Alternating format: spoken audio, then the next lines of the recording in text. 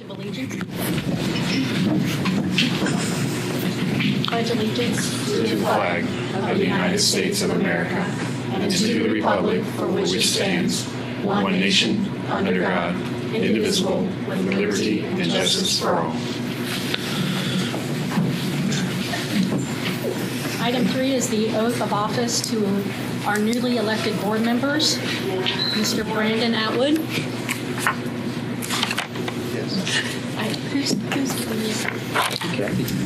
Ernie? And yes, I have the oath of office, and if both new board members would join us. Okay. Just stand. If you want to come out here. Do I need to do this again as well? I'll do it. Oh, separately? Yeah, we'd already. No, we'll do yours. You're right, Scott. Yeah, you gotta do this too. Come on down. See, that's what happens when you've been around for a while. Yeah. You have to make it official. Okay, if you would raise your right hand, please. Do you solemnly swear or affirm that you will support the Constitution of the United States and the Constitution of the State of Ohio, and that you will faithfully and impartially discharge your duties as member of the Board of Education of the Norwood City School District to the best of your ability and in accordance with the laws now in effect and hereinafter to be enacted during your continuance in said office and until your successor is elected and qualified? The answer is, I do. I do. All right, thank you. Congratulations to the new welcome aboard.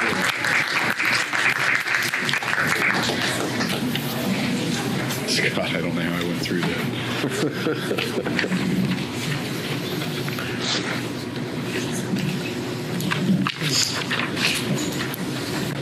And I'm going to have you sign the oath, and we will also get a copy to you as well.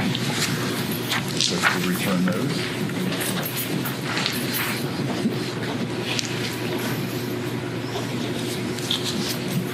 Thank you. All right, thank you. Thank you.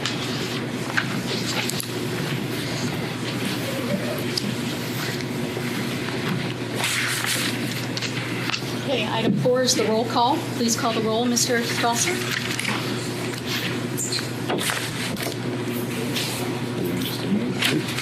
Scott Geraci, Here. Bryant, Faulkner, Here. Atwood, Present. Ballard. Here. Item 5 is the election of president. May I have nominations for president? I nominate Cherry Scott Geraci. A second? I second. Any other nominations? Okay, we'll only need the motion now to, actually it was just a motion. Scott nominated Cherry Scott Geraci, and we will now need a motion and a second to close nominations. I make a motion to close. I'll second. Mr. Bryant moved. The second was Mr. Atwood. Thank you. Bryant, Yes. Atwood, Yes. Ballard, Yes. Faulkner, Yes. Scott Geraci. Yes.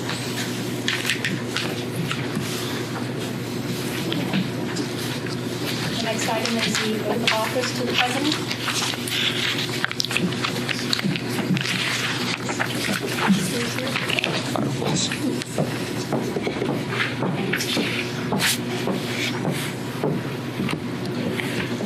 Do you solemnly swear or affirm that you will support the Constitution of the United States and the Constitution of the State of Ohio, and that you will faithfully and impartially discharge your duties as the President of the Board of Education of the Norwood City School District, Hamilton County, Ohio, to the best of your ability and in accordance with the laws now in effect and hereafter to be enacted during your continuance in said office and until your successor is elected and qualified?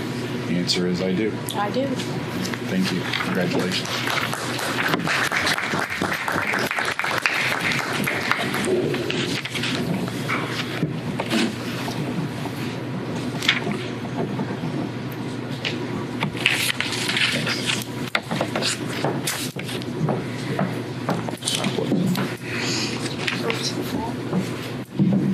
Item 6 is the election of a vice president. May I have nominations for election of a vice president? I nominate Tim Bryant. We have Tim Bryant. Are there any other nominations? Okay. Is there a motion to close nominations? I'll make a motion to close. A second. Scott Dracy, Yes. Ballard, Yes. Atwood, Yes. Faulkner, Yes. Bryant. Yes.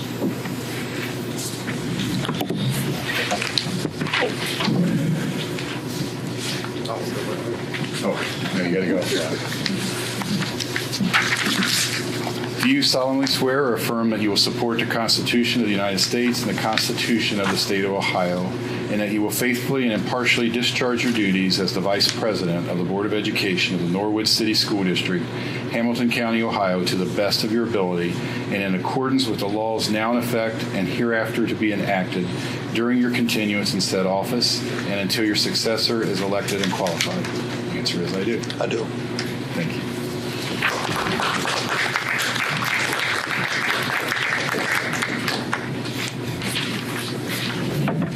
Item 7 is the appointment of chairpersons and board representatives. The president has the option to make appointments to standing committees. I would like to appoint Scott Faulkner to our finance committee, Amber Ballard to our education committee, Tim Bryant to our building and grounds, and Brandon Atwood to our policy committee. Our Board of Representative for the Great Oaks Board is currently Lynn, and I believe she has 2 years left. I would like to allow her to stay on as our rep for the Great Oaks Board. That's okay with everyone. And Scott will have communications with her so that we can get reports. The Board Representative to the Norwood Community Television Board, Scott Faulkner. The Board Representative as OSBA Legislative Liaison. Ernie, who do we normally have do that? Ken had done that in the past. Okay, I can do that. The OSBA Student Achievement Liaison. Amber, would you be willing to do that? Yes. And the appointment of the treasurer to the Tax Incentive Review Council. I nominate Brandon. Well, the treasurer is on that. Oh, so that will be Ernie. Well, then, okay. Okay. And then we have the appointment of the Public Records Liaison, which is Heather Cole. May I have a motion for approval of all these appointments? So moved. First by Mr. Faulkner. May I have a second? Second? Second by Ms. Ballard. Please call the roll.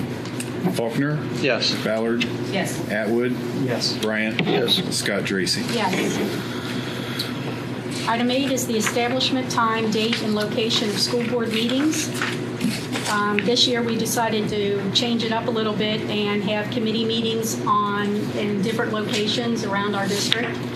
Our January meeting, of course, is here in the Norwood View Library.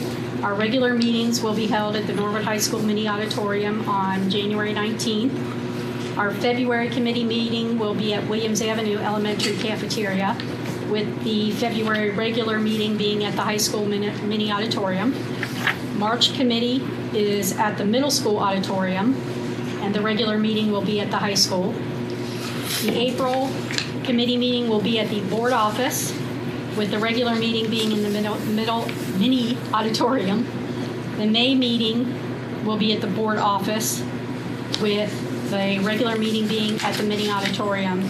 And in June, July, and August, we will have both committee and board meetings at the board office location. September, our committee will be at the board office.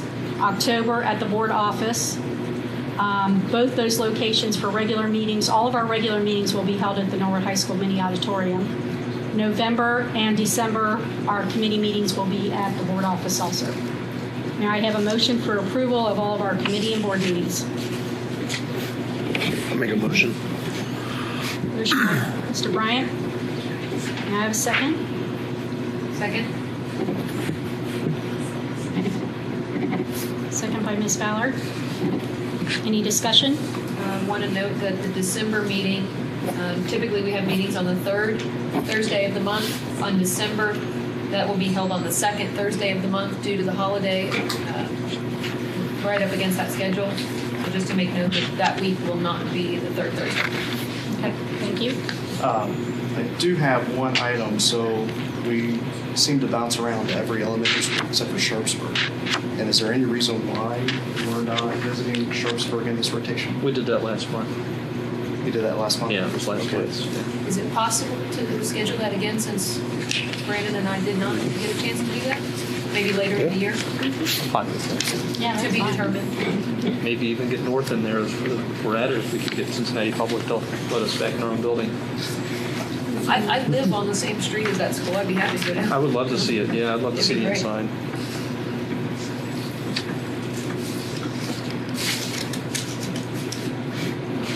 Any more discussion, further discussion? Please call the roll. Bryant? Yes. Ballard? Yes. Atwood? Yes. Faulkner? Yes. Scott Dracy. Yes. The next item is the board service fund. It is recommended to set the board service fund at $5,000 for the calendar year 2018 from the general fund. May I have a motion for approval? So moved. May I have a second? I'll second. Second by Mr. Bryant. Please call the roll. And just a reminder, the board service fund, since we have a couple of new board members, that's used to support professional development opportunities for the Board of Education. Okay. Faulkner? Yes. Bryant? Yes. Ballard? Yes. Atwood? Yes. Scott Dracy. Yes. Item 10 is setting the bond for president, superintendent, and treasurer. May I have a motion for setting the bond? Any discussion? Questions? So moved. Scott moved, or Mr. Faulkner Scott? moved. Mhm. May I have a second? I'll second. Second by Mr. Atwood.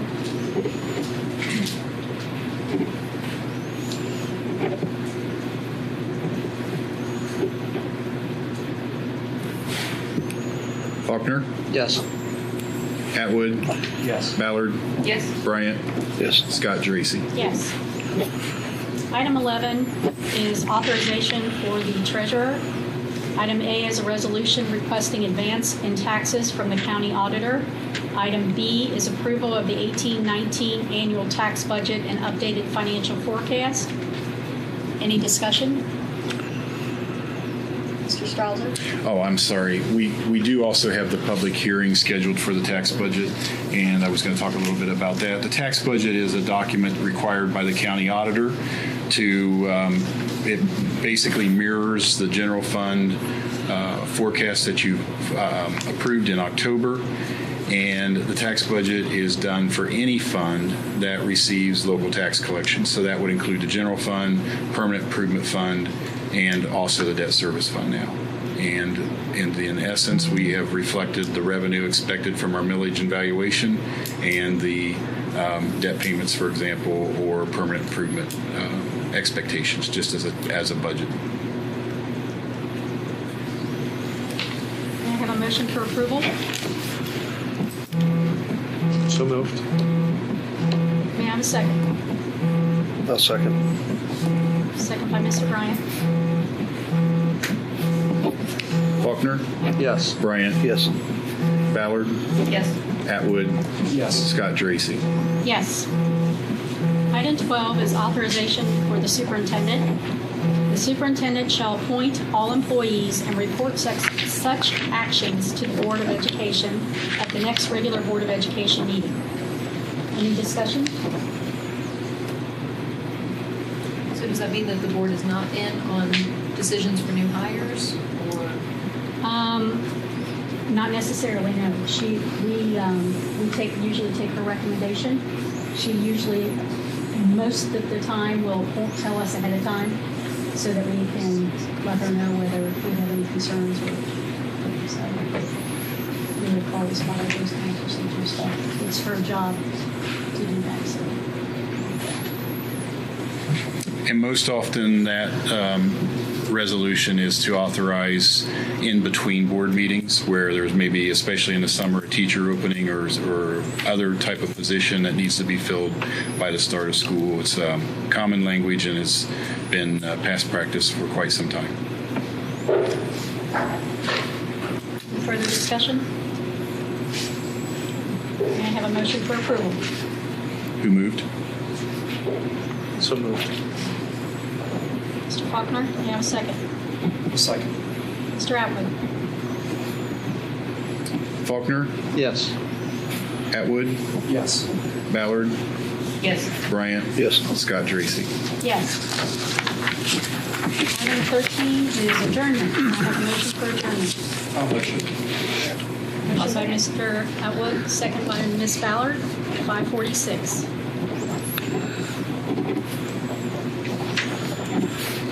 Atwood, Yes. Ballard, Yes. Faulkner, Yes. Bryant. Yes. Scott Dracy. Yes.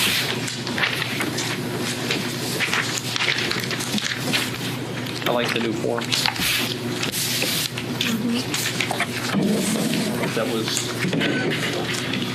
Artie or Kathy's doing, but I like the new forms. Tax committee? Yeah, that, I don't think we have anything for it.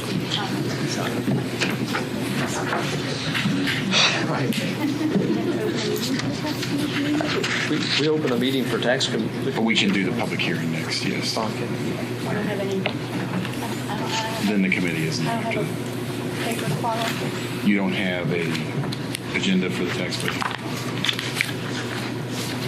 hearing. Let's put that next agenda. Nope, this is January 9th also. Oh, yeah, committee meeting. I have one. No. There's a tax meeting in the middle. There's a public hearing. Is there a folder for that one? There's that one.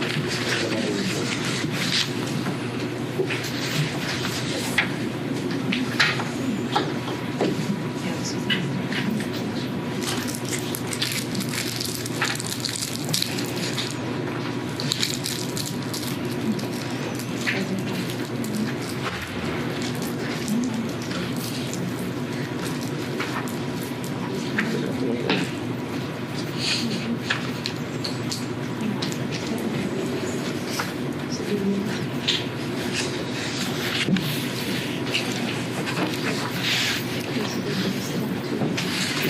Okay, I think I'm the only one that has an agenda. I'll just read it. Yeah. I'll just give it to Sherry. She'll be fine. She'll be fine. Sherry can just use it. I will. There's a copy of the agenda.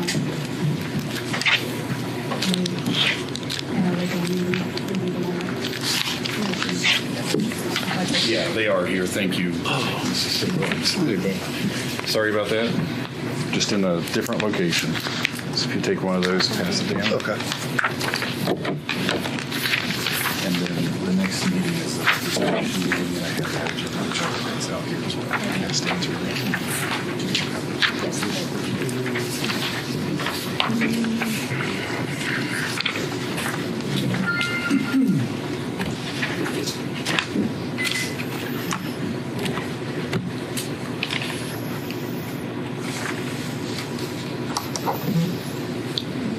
Yes.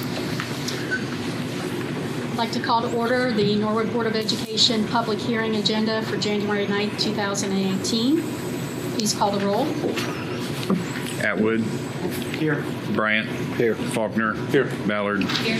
Scott Dracy. Here. Item 3 is the annual tax budget for 2018-19 school year.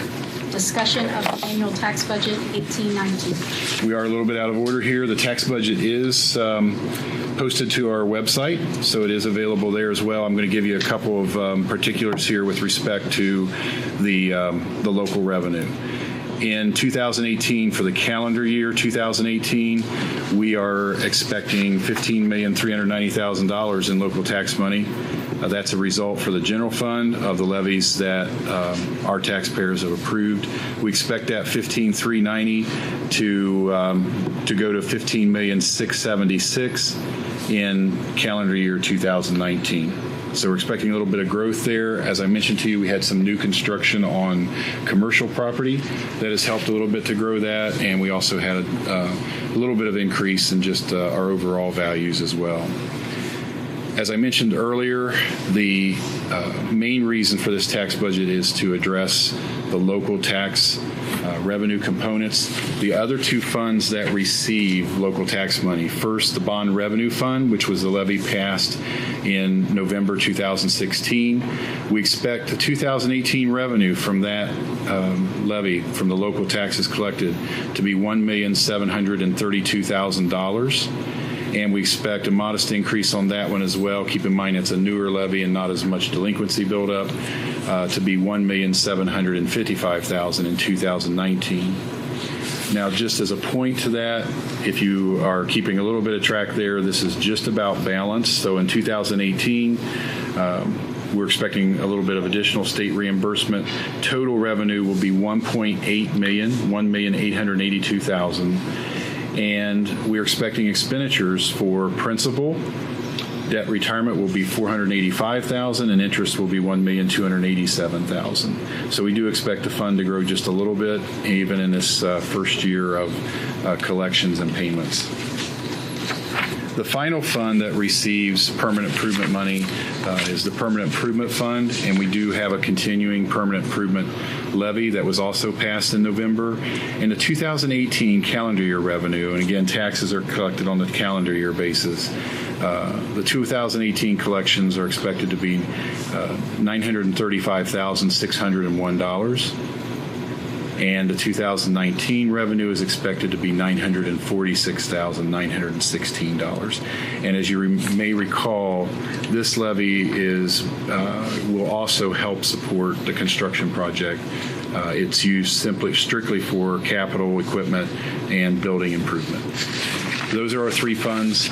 And again, I apologize for not having copies of this. It was my hope to put this up on the screen for you tonight. But Mr. Yates did his part, but unfortunately my computer was in about a 20-minute cycle of updates. So when I turned it off from the office and came here. So there is no action now required on that, but they're certainly open, Madam President, for comments and further discussion. Discussion.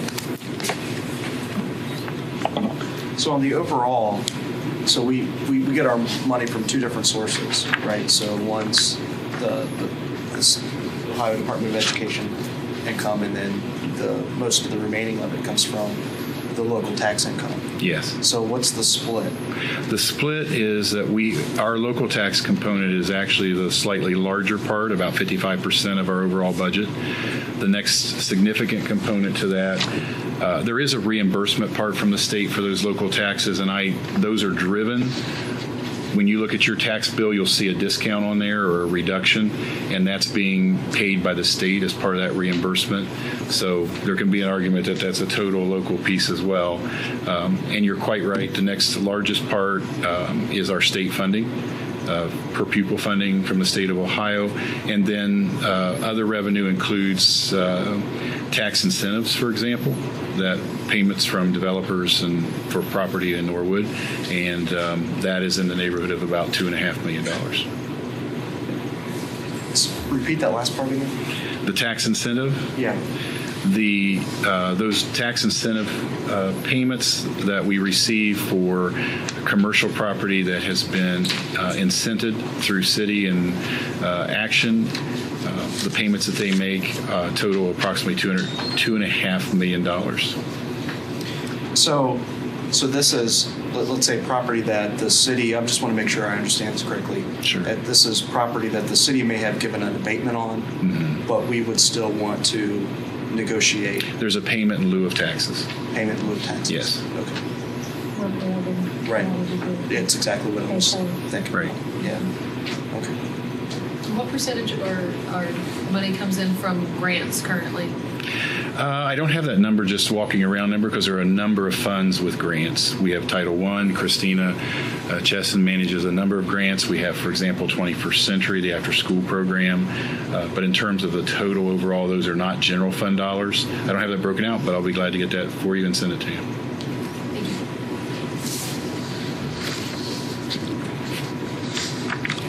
Any questions?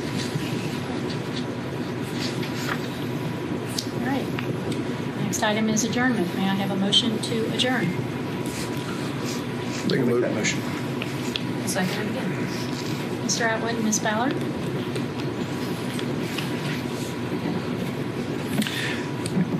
Atwood, Yes. Ballard, Yes? Bryant, Yes. Faulkner, Yes. Scott Dracy. Yes. We are adjourned. 5:55. And Madam President, our final meeting before the committee meeting is our Records Commission meeting. This is an annual process that we go through as well. I'm going to hand out, there is action for this meeting.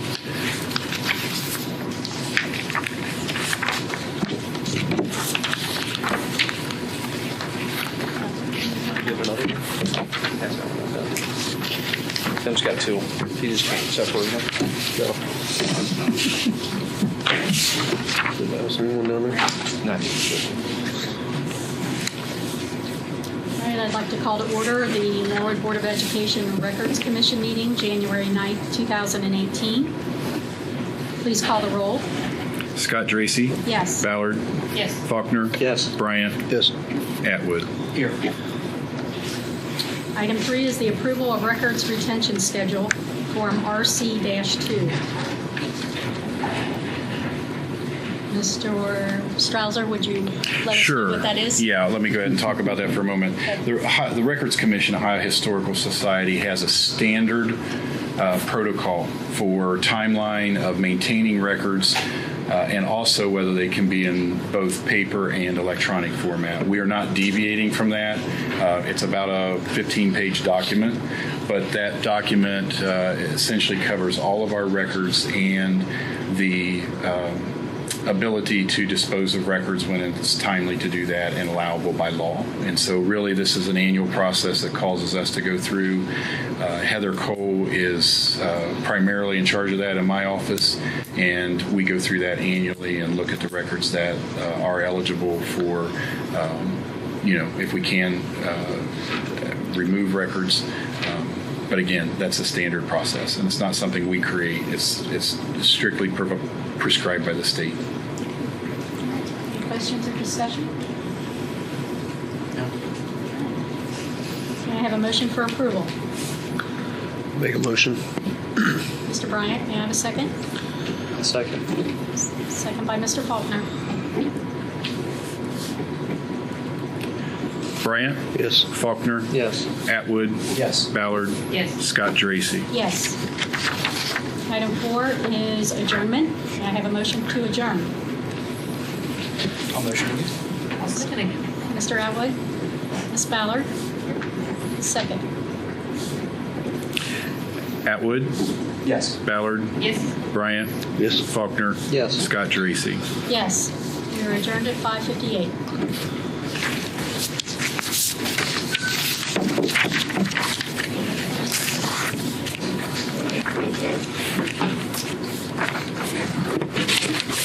So just a question. You have that open and close a separate meeting entirely just for that item? And I am going to pass this down, but we'll also send you a copy of this electronically that has the record retention schedule. Okay. All right.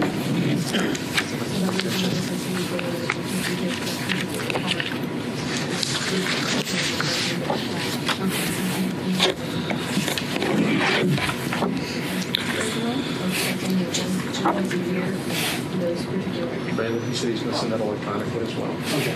All right. That's what we just had.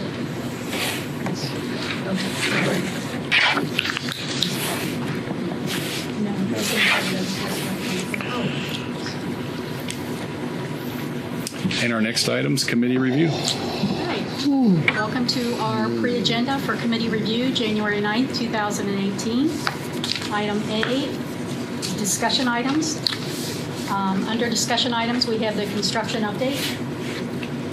Thank you, Madam President. We wanted to just simply keep you up to date and let you know what took place over winter break with the installation of the doors.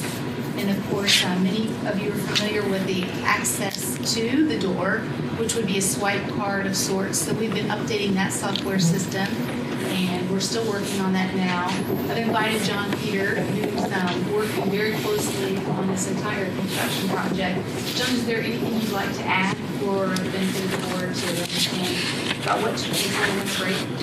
Just before winter break, we got the secondary wall or set of doors installed at the middle school with the top of the model standards. Right as break began, we got the secondary wall of doors at the high school installed. And over break, the company was able to get the access control card readers installed and operational at all the school buildings, as well as the controllers at the receptionist desks, and able to open those doors as visitors come in. We did have a bit of a glitch as school started last Wednesday, with the majority of the badges not working properly. We did figure that out, and we're able to start using the new key fobs that came with the contract. So we started programming those and getting them operational and working. That alleviated most of the problems that we ended up with late last week and early this week. There is going to be a training for the door controllers for the receptionists. Mostly it's the same type system they're used to working with, but it is a different model, so we are going to do some training this upcoming Friday on the in-service day. So hopefully we can better understand some of the bells and whistles the new system has in place. Our attention then turns to the next phase of the construction, and that is the middle school. As you know, the middle school will be the first to get the new heating and the new air conditioning system. So right now which they're very excited about, the air conditioning. So right now we're in the design stage, because in early February, the latest, we really want to go to bid and find out exactly which company it is that will take this. So our charge right now is to get the design part as close to absolute perfect as possible, so that one, we can estimate cost with our architect, but also that we get the best person to bid, for all kinds of people to bid, but to drive up that interest. And then that there are very few change orders after we select someone to carry out the work. So that's where we are now. We're actually going to SHP, I think, next week to look at a three-dimensional rendering online of the work that's proposed. And they have given us multiple hard copies for us to review, and so teams of folks are going through that room by room. Where will the lights be placed? There are drop ceilings presently in this room, so those will be replaced. Where will the projector be? Things of that kind of nature. What toilets and commodes will be replaced? Much of the plumbing will be replaced, and of course, plumbing fixtures will be replaced. John, is there anything you would add to help them to understand the magnitude of the middle school project, which is actually why we started there, because the magnitude we anticipate is... There's probably 50% roofing issues that will be included in that. The heating and cooling aspects, like you mentioned. Are there any accessibility updates being made, such as the elevator that is about that big? Yes. Wheelchair ramps, things Yes. like that. An elevator is part of the plan. Okay. Yes, it is, a much larger elevator. Not in the present place of the one we have now. Right now it's proposed, if you were facing the auditorium, it's in that set of windows to your right. So not in the auditorium, but in the main hallway. Okay. And it will run, there's kind of a, there's an area there that we think will host that very nicely. Where will the outside entrance be then? So interesting you bring that up. So we considered that will go from, of course, the bottom floor to the third floor. And so the entrance to that would be, I always get confused, is that the girls' entrance? It's the girl entrance. It's a girls' entrance. Okay, so you go in the girls' entrance. And then there'll be a ramp. Yep. Okay. So right now there are two present wood doors. Instead of going up the steps, there are two wood doors there that take you down to the functioning part of the building. That would be made into a hallway where you could access the elevator there. And we're excited about the potential of what that elevator will mean for the students who are there now and all those that are coming. And And then, of course, for all the guests that come there to be in the auditorium for concerts and things of that nature. I do have a couple of questions. So, with the scope of the middle school project, we are looking at going to bid in February, is that correct? That's right. So has SHP, which I guess is our general contractor, the architect for this, have they advised us what we think a competitive bid is going to look like in this project? That's the process we're in right now. Okay. And we're looking at each individual item as to how much that would cost. Yes. And we're deciding what's more important. For example, the elevator is very important to us. Right. So we're figuring out what really is extraordinarily important and how can we get the job accomplished. So SHP is the architect. They are not the general contractor. Okay. Not at all the general contractor. That's what we will bid for. Okay, so we're going to bid for a general contract. That's right. Okay. I just want to make sure I... No, that's a great question. And there is a huge distinction between the two. So if it goes to bid in February, we're hoping to have qualified bids back by what, mid-March? April, maybe? And it usually only takes 2 to 3 weeks by the time we start getting the bids back in. The projected construction timeline is that they would begin in early May. Okay. And what we're working on now is, as you know, that building is being used by Right. many students, Right. not just during the school day, but well into the evening. So the challenge is keeping it operational, but yet making way for an entire section. So in the plans right now, the entire west wing, again, these are the plans right now, the entire west wing and portions of the front of the building will be, they'll be working on them right away in May. Okay. And they will be ready for us to be using them August the 17th. So there's a couple of groups of students that will need to move out of the way for that construction to begin in early May. Gotcha. So then when that's completed, that will be air conditioned and heated. And of course, we'll move We'll just the switch residents of people the around. building over to the other side, and then we'll work on that other side. Okay. And then as the construction plans, as you know, the board has approved that once those folks are able to move over, they can again work on the east side of the building. And then before we go to bid for all of the elementaries, we have the opportunity to move those sixth graders up to alleviate some space in the elementary so that So we can do the construction same can thing. take place there. Right. Exactly. Instead of setting up tents already in place. Right. Right. Right now, sixth grade is coming down. They will in 2 years for Right. construction purposes. And that'll And I'm be sure they'll be 7, really 8. excited to have the air conditioning. Okay. Thank you. Thank you.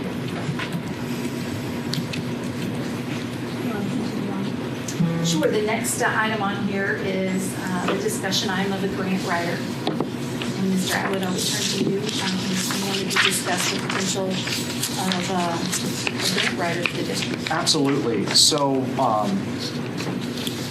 as I was reviewing some documents that Ernie had passed over to me when I was preparing for this position, I took notice that the state of Ohio considers our district to be a wealthy district, even though the average salary income for the average family is not reflective of that. It's because we have higher property values than most surrounding districts. And because of that, the funding that we typically, or a lower income earning district would get from the state is reduced because you rely more on those incomes. So, right now, our financial situation looks okay, but as we start looking down in a couple of years, we're going to start trending off towards close to break even. And without having to go back to the taxpayers and say, hey, we need more money in order to keep ourselves in a growing position, how do we prolong that process? And something that a lot of other districts are starting to do, and it's been a trend that I've researched that has been going this way for about 10 years now, is a lot of other districts are starting to employ or actually put on their staff a position of a grant writer. Now, this is a full-time salary position, and then this person would almost act as a support role for other teachers and other people and this person would have experience and knowledge to navigate the grant writing process to increase our chances of winning more money back into the districts. And there is a lot of different ways that, and a lot of different programs out there that you could go out and get money for. Now, we have some great grant programs already established in the district. You know, absolutely the 21st century is one thing. But what we're doing right now is we're relying on current staff members to take part of their time outside of their duties to do this. And I think it would be a better service to the district if we actually looked at our organizational structure and say, can we find a permanent position for somebody who does nothing but that? The risk is that, yes, we are going to increase our employee count by 1. So we're going to hire somebody, we're going to pay them a salary, and we're also going to pay them benefits. That's the risk to the district.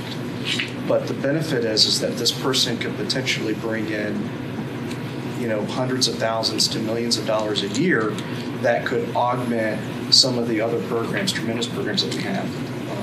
So this is something I wanted to bring up now early, because I think the sooner that we decide whether or not this is a direction we want to go in, if this is a direction that the board wants to go in, you know, we start navigating the process of how this person fits into our organization, you know, what this position would ultimately look like, and start the process of actually going out and outsourcing members.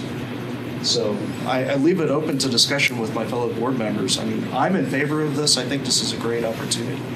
I know the New Richmond district is doing something extremely similar to this, and they were able to get smart boards for just about all of their classrooms through somebody who had participated in a program like this. So there's all kinds of opportunity. Do you know about what a base salary would look like? And then maybe possible commission? So that's a great point, and I have done some research on that. So a typical base salary for a grant writer in this region would fall anywhere between $40,000 to $70,000 a year, depending on experience. And commission is extremely frowned upon. So a lot of grant program awarders don't want to award grant money to somebody who's going to be directly profiting from it. So commission is frowned upon.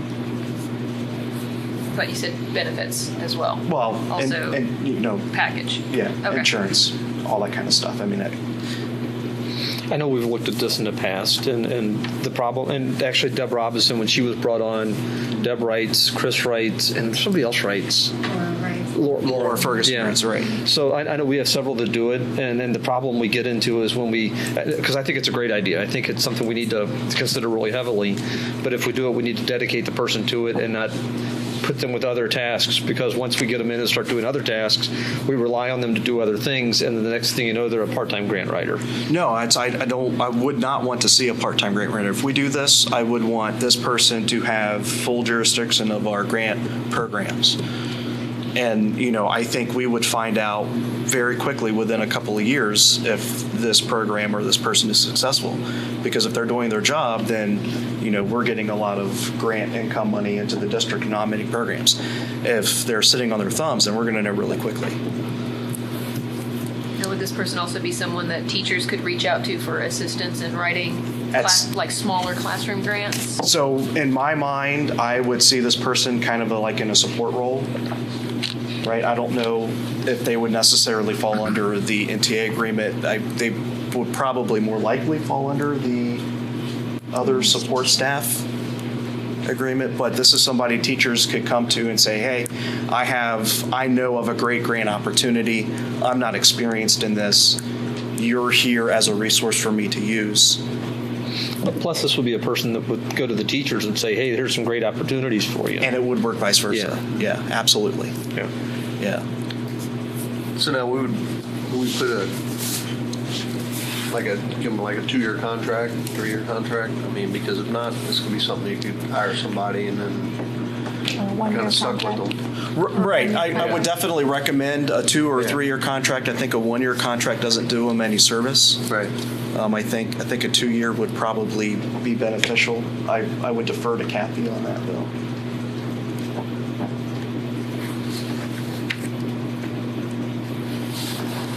How would that fall in a position like this? Where would that fall into? Do you have any idea? I mean, obviously, it wouldn't be able. Person would likely work very closely with regard to our curriculum because, as we know, programming is wonderful, but we want it to support the work that we're already graded on. Right. So we would certainly want that to represent in ways that it could help us. You mentioned smart boards. We have smart boards right now, but we would look at other ways. For example, I think the State Department put out an opportunity for, was it $35 million that they're willing to give away this next year? For Striving Readers Grant, so we have an intent to apply. Right. We already applied for that. Right, and that could potentially impact preschoolers through, I think, 8th grade. And we received Race to the Top grant, We did. which was huge. Gear Up. We did. The Gear Up grant. We did over 900 currently for after-school programming. Right. We received 1.6 for federal programming currently. We have a lot of little grants that we piece together for different, like safe routes to school that you've heard people talk about. Smaller grants, but they all add up and make a difference. Our collaboration with the Children's Hospital has been instrumental in so many ways.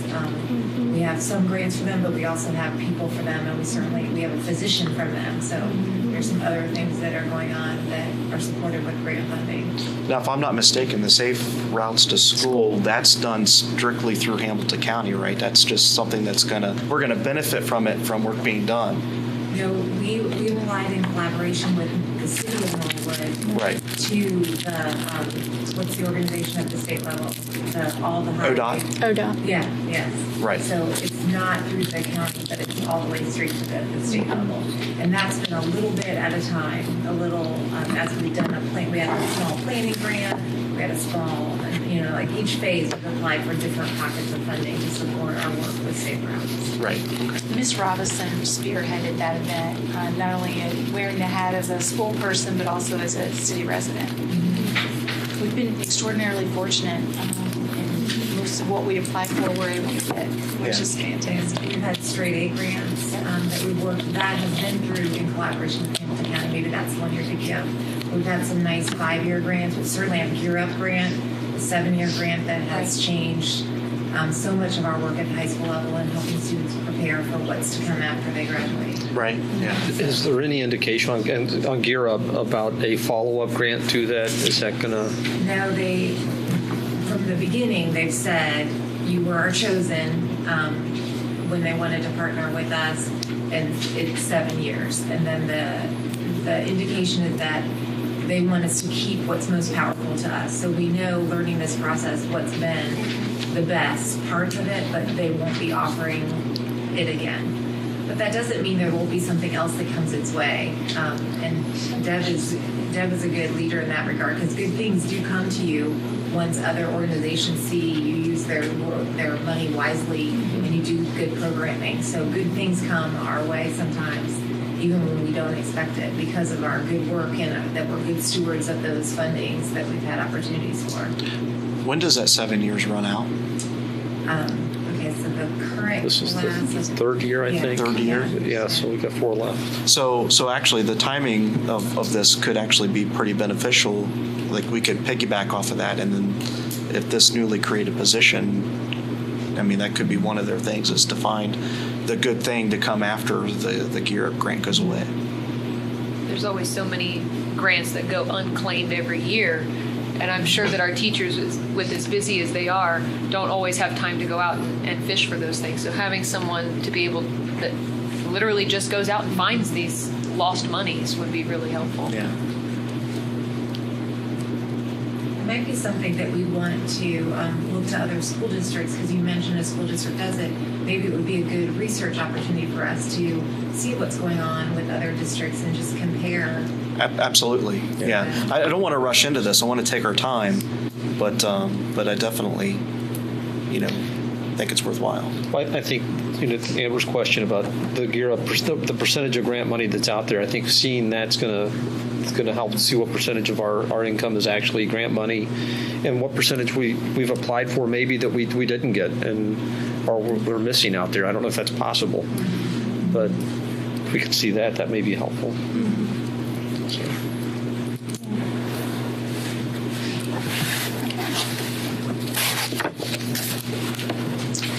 Madam President, I did want to bring up with regard to the Education Committee report, a number of items. Are we ready for those? The first one is, as you know, we're already preparing for next school year. So we have the approval of the Norwood High School program of study, and that was given to you as an exhibit. And then also we will be asking for approval of the following field trips. Our Winter Guard, of course, it's Winter Guard season, so there will be a number of places where they'll be competing. Our Silhouettes will also be competing in a number of places. And our middle school orchestra will be going to a Trails and Thrills Music Festival. And then, of course, we're already working on parent conferences for next school year, and those dates there are also listed.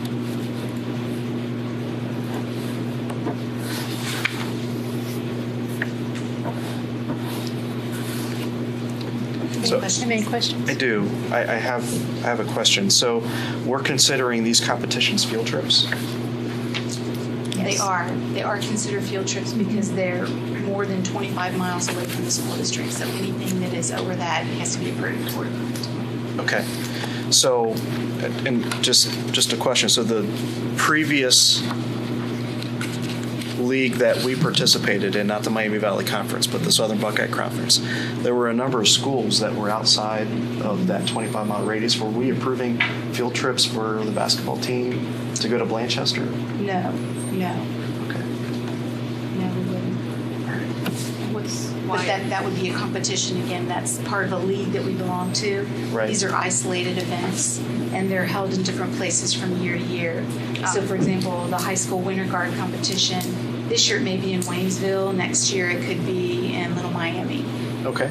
And these are not organizations that are part of our conference that we're in. Okay. So this is not athletics at all. Right. Okay. It's completely separate. Same with the Silhouettes. A lot of their competitions are held in different places. Mm-hmm. And of course, many of them are more than 25 miles away. Okay.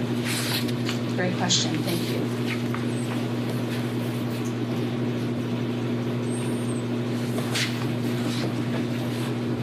Next item. Okay. Personnel. So there are some personnel recommendations for approval later this month that you'll be voting on. The first one is a student assistant educational aide. Also, we have some supplemental contracts. We're trying to take care of our spring sports and get those folks in place. And Avenues for Success has some club advisors that they also need to bring formally on board. And when someone is not already part of our certified staff, we put in there what you see number 3, and that is non-certified coaches. So we have in athletics, a varsity winter cheerleading and middle school winter cheerleading. And then last month we did accept Tyler Alsop's resignation, but we want to change that resignation date from 2017 to 2018. He left us so he could do his student teaching experience. Oh, perfect. And that concludes my recommendations for personnel. Questions, discussion? All right. Item 3 is the Policy Committee report. You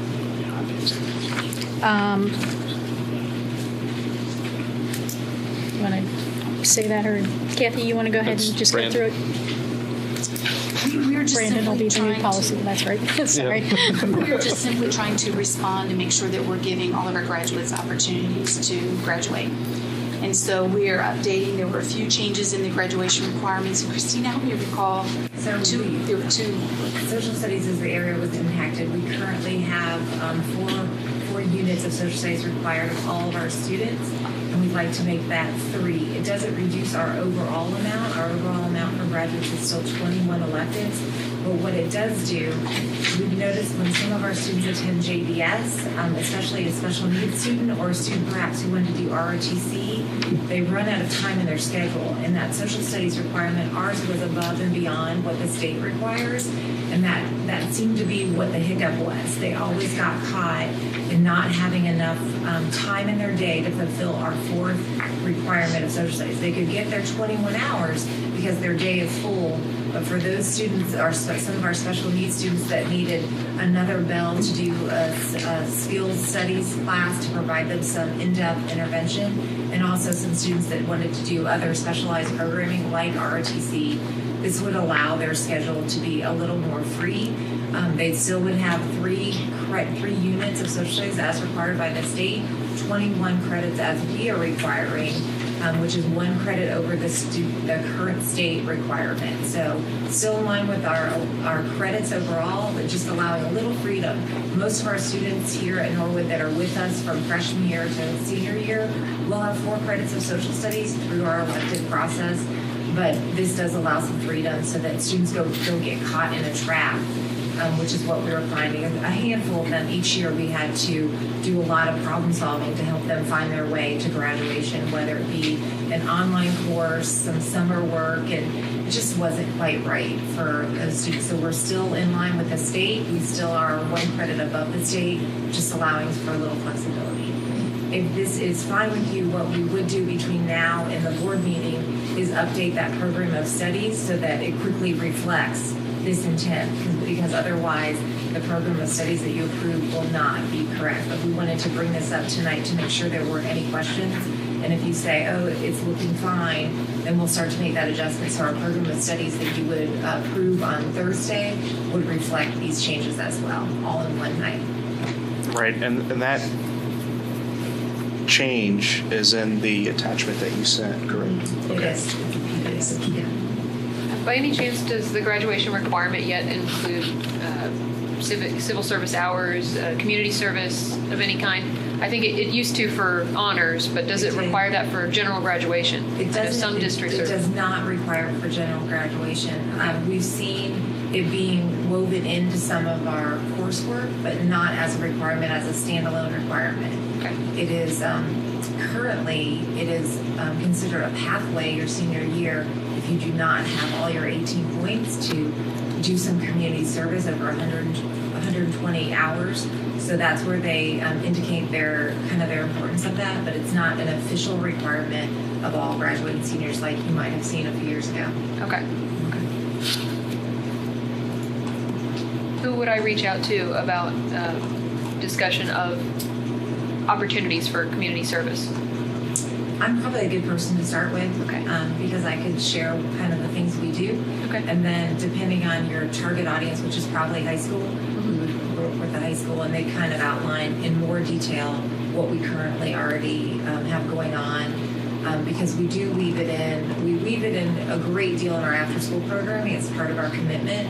And then during the school day, there are small opportunities for that, mostly with some of our honors kids. Okay. I have a few ideas I'd love to discuss with you. That would be fantastic. Thank you.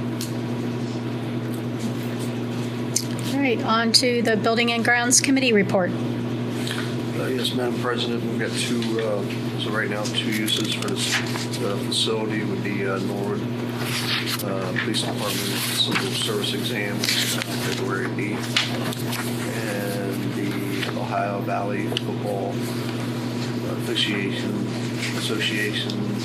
would be August 6th, 13th, 20th, and 27th, and September 10th, 17th, and 24th. Any questions or discussion?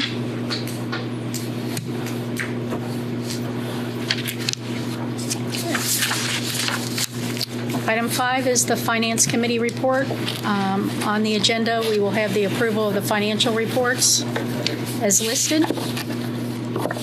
Yeah, in terms of the reports, those are all standard for this month. You did receive the treasurer's report as an exhibit. Forecast update, we're trending in line with expectations. Our actual versus estimated is where we expected to be. Expenditures are trending a little bit better than anticipated. Some of that has to do with some special education costs, so we'll continue to monitor that, but hopefully that'll turn out to be some positive news for us by the end of June. You also see two more items on there that is the OSBA annual membership dues. That's annual process that you go through to approve that. And then also we have two board members attending new board member training. I think that's this month, if I remember right. Mm-hmm. So we welcome that and are glad that they're able to take time out of their schedules to do that. That's important and we appreciate it. So finally, I want to hand out just a couple of items. This first, and this is just a kind of a refresher for those of you who have been on the board. But if you remember, about 2.5 years ago, we talked to you about the Ohio Checkbook Program, which is a program sponsored by State Treasurer Josh Mandel. And we were one of the early schools to get involved in that in terms of this area. And I just want to present to you again, the webpage is on there, the procedures for logging in, and we have our information go into that process every month, and you are able to find out individual check information, individual expenditure information, and also see how we are using our dollars on that. So I think it's a great resource for both the public and obviously for our board members as well, and it's a great tool of transparency. The second one, we went over this with you several months ago. It's a program called OnBase. And again, I have the website and had login information, although we did find this afternoon there was some issue with the password that we had established for that, so we're going to get that fixed. But this program goes even farther. So if you want to see an actual documentation for the support documentation for a board check, in fact, it's a little bit hard to read this small print, I acknowledge, but the check that's highlighted here is actually one that's on the check register that you have as part of this month's packet. So it gives you the opportunity to go in and look at those for yourself. But I also want to remind you at any point in time, and new board members give us the opportunity to do that, you don't have to do it that way either. If you have specific questions about anything, just email me and let me know. We'll research it and get the information. And the one homework item that I have, and we'll invite Christina's help on that, is because we don't have a code that shows here's every single grant, but we have a number of grants already, and I'll need some help actually identifying some of those. The total I can get, but we'll need some help with that. But we'll get that out to you within the next few days. That's all I have. Any other discussion items or comments? I have one quick question. The annual membership dues for the OSBA, is that something we take care of, or is that something that comes out of that general funding that we were talking about at the beginning? No, it comes out of the school district funding. Our membership dues come out of that? Yes. Okay. Yes. All right. I want to welcome our new board members, and I think we can make a motion to adjourn. We stand adjourned at 6:31 p.m.